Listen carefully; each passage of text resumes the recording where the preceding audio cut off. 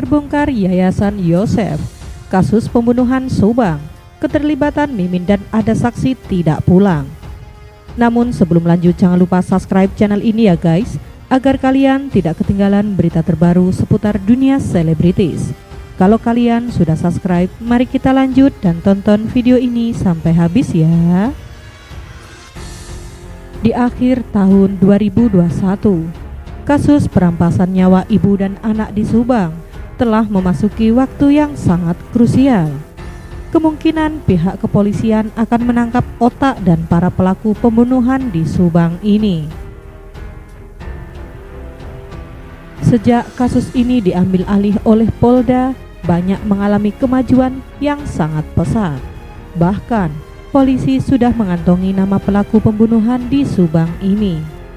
Kapolda Jabar Irjen Pol Suntana bahkan meyakinkan jika proses penyelidikan kasus perampasan nyawa ibu dan anak di Subang semakin ditingkatkan guna mengungkap dengan cepat siapakah otak pelaku atau dalang di balik perampasan nyawa ibu dan anak di Subang yang keji itu.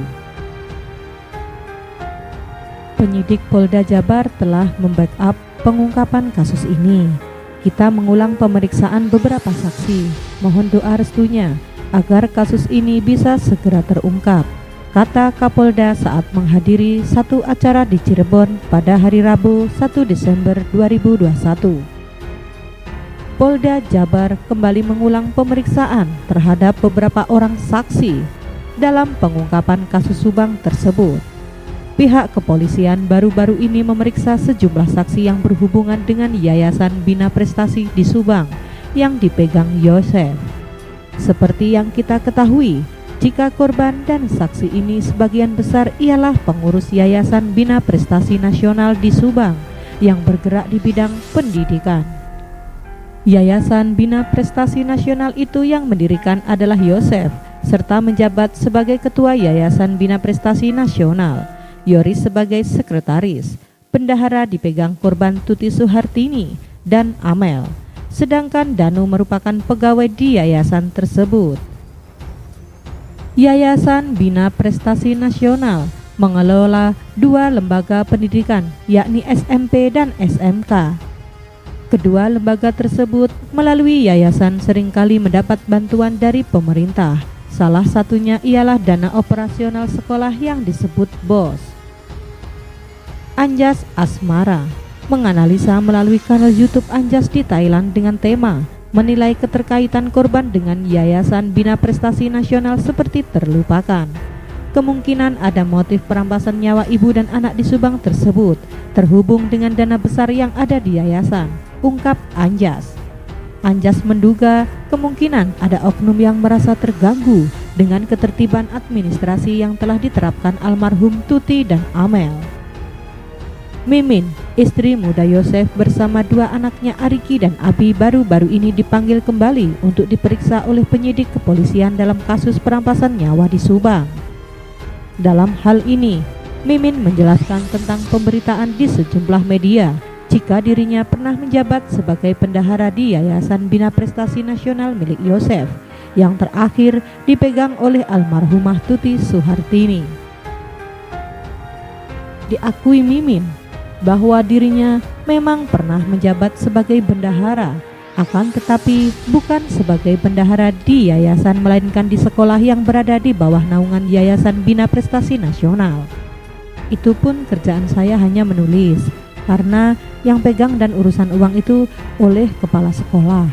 Itu pun hanya berlangsung 2009 hingga 2011, ungkap Mimin.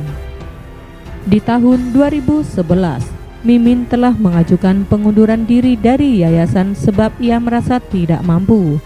Jadi saya tidak pernah pegang posisi bendahara di yayasan, tetapi di sekolah. Itu beda.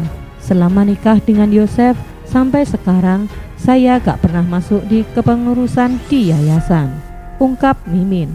Ia juga bercerita bahwa dirinya tidak ingin bergabung ke yayasan dengan alasan bahwa dirinya tidak punya kemampuan dan menyerahkan kepada ahlinya.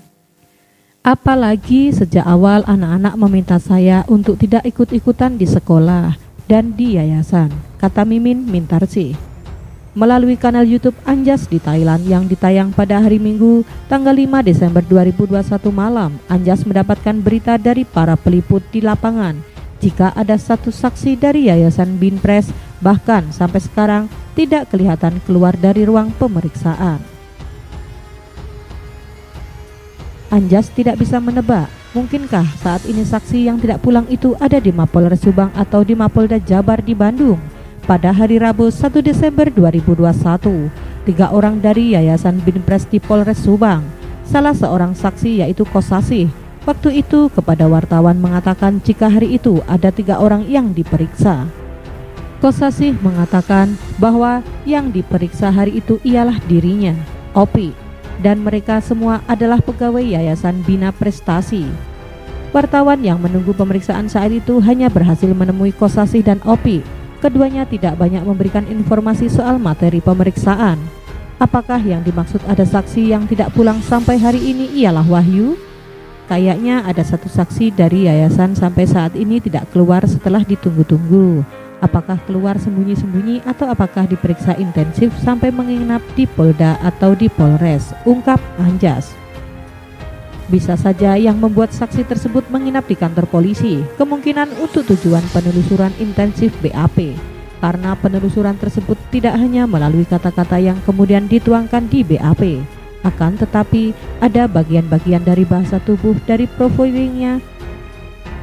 Bisa saja yang membuat saksi tersebut menginap di kantor polisi, kemungkinan untuk tujuan penelusuran intensif BAP, karena penelusuran tersebut tidak hanya melalui kata-kata yang kemudian dituangkan di BAP, akan tetapi ada bagian-bagian dari bahasa tubuh dari profilingnya yang juga untuk dianalisa tim penyidik. Lalu, jika adanya salah satu saksi yang tidak pulang, benarkah akan ada pemeriksaan saksi lagi pada minggu ini? Menurut Anjas, bisa saja. Senin 6 Desember 2021 ada pemeriksaan ulang terhadap saksi-saksi untuk cross-check. Menurut Anjas, pemeriksaan dari saksi-saksi yang akan datang tidak lagi bertujuan guna detail BAP, akan tetapi lebih kepada taktik atau strategi tim penyidik menggunakan trik-trik atau pendekatan yang berbeda untuk mengumpulkan data-data yang mereka perlukan sebagai soal profiling. Terima kasih sudah menonton video ini sampai habis ya guys. Jangan lupa like, comment, and subscribe. Dan sampai jumpa di video selanjutnya. Tetap patuhi protokol kesehatan.